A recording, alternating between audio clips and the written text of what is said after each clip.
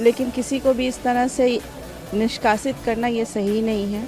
और लक्ष्मी नारायण त्रिपाठी जी तो काफ़ी पुराने हैं, तो हम लोग उसके समर्थक ही हैं, हम लोग उनको समर्थन करते हैं, ये गलत है। और रही बात ममता कुलकर्णी जी की, तो मतलब उन्हें भी क्यों किया गया, क्योंकि बदल तो कोई भी सकता है ना।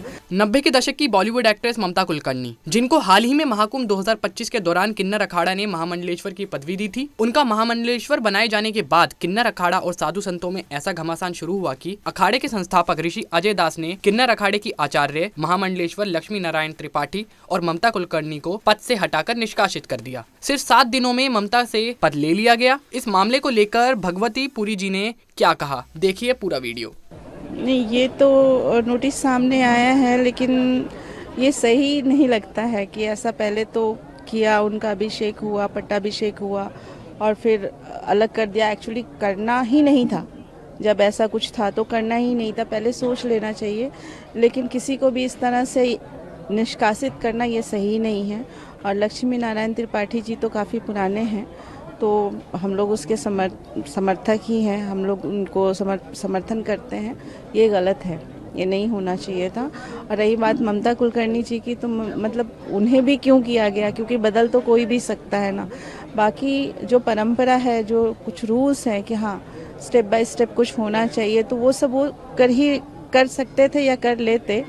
लेकिन जब उन्होंने महामंडलेश्वर बनाया है तो फिर वो उनको निष्कासित क्यों किया जाना चाहिए, हम इस बात का समर्थन नहीं करते हैं। ये बड़ा हाइप क्रिएट किया गया कि ममता कुलकर्णी अब महामंडलेश्वर बन गई, किन्नर अखाड़े की उन्होंने सदस्यता ली, तो इस पर भी बड़ा प्रश्न चिन्ह खड़ा हो रहा था। आगे की क्या प्रक्रिया रहने वाली है? अखाड़ा परिषद अध्यक्ष महंत रविंद्र पुरी जी ने कहा है कि ये गलत है, हम लक्ष्मी नारायण त्रिपाठी जी के साथ खड़े हैं, वो आगे का स्नान करते रहेंगे, ऐसा उन्होंने कहा। जी बिल्कुल सही कहा है उन्होंने, और ऐसा ही होगा, बिल्कुल सही कहा है उन्होंने। और ममता कुलकर्णी जी के बारे में जैसे अभी मतलब निष्कासित करने की वजह क्या है, क्यों ऐसा, और कौन लोग हैं जो कर सकते हैं? क्योंकि किसी का जन्म हुआ तो ठीक है, आप मर्डर तो नहीं कर सकते ना किसी का। और रही बात बदलने की, तो जब उंगली मार डाकू बदल सकता है, वाल्मीकि हो सकता है, तो फिर ममता कुलकर्णी जी महामंडलेश्वर क्यों नहीं हो सकती हैं? तो ये चीज़ सही नहीं लगता है जी। उत्तर प्रदेश के मुख्यमंत्री योगी आदित्यनाथ, जिस तरीके का स्टैम्पीड हुआ, 30 लोगों की दर्दनाक मौत हुई मौनी अमावस्या की रात में, उसको लेकर के काफ़ी संवेदनशील दिखाई देते हैं। उन्होंने वीआईपी और वीवीआईपी प्रोटोकॉल्स, जितनी मूवमेंट्स हैं, उसको कहा है कि उनको कोई प्रोटोकॉल नहीं मिलेगा, जितने अमृत स्नान होंगे उस दिन वीवीआईपी और वीवीआईपी प्रोटोकॉल नहीं लगेंगे। तो इसको लेकर के किस तरीके से देखती है? हाँ, ये सही है, क्योंकि इस बात का तो सबको, सभी अखाड़ों को सब बहुत दुख है, खेद है कि बहुत बुरा हुआ जो दूसरे स्नान के, अमृत स्नान के टाइम पे हुआ, और सबको बहुत दुख भी है।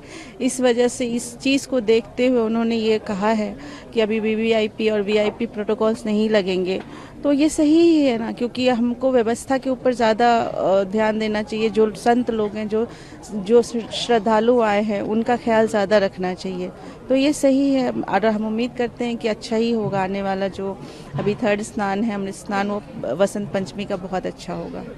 किस तरीके की तैयारियां हैं अखाड़ों की तरफ से, क्योंकि हमने देखा कि दूसरा अमृत स्नान उस तरीके से नहीं हो पाया जिस तरीके की तैयारियां थी, काफ़ी तैयारियां थी मौनी अमावस्या के स्नान को लेकर के। हाँ, वो एक दुख है, और उस दुख से ज़्यादा ये चीज़ और कॉन्शियस हो गए हैं, और कॉन्शियस की एक चीज़ जो नहीं हो पाई, उन लोग के जाने का, जो श्रद्धालु लोग गए हैं, जो स्टैम्पिड हुआ, उनके जाने का वो दुख है, इस वजह से और कॉशियस हो गए और चाहते हैं कि उस दुख को, हालांकि वो कम नहीं हो सकता, लेकिन फिर भी अब ये अगर बहुत अच्छा आ जाए तो थोड़ा सा कवर अप हो जाएगा।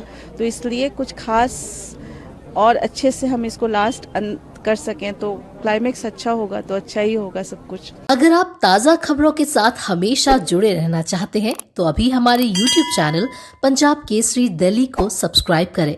साथ ही Facebook और Instagram पर भी हमें फॉलो करना ना भूलें। आपका समर्थन ही हमारी ताकत है। धन्यवाद।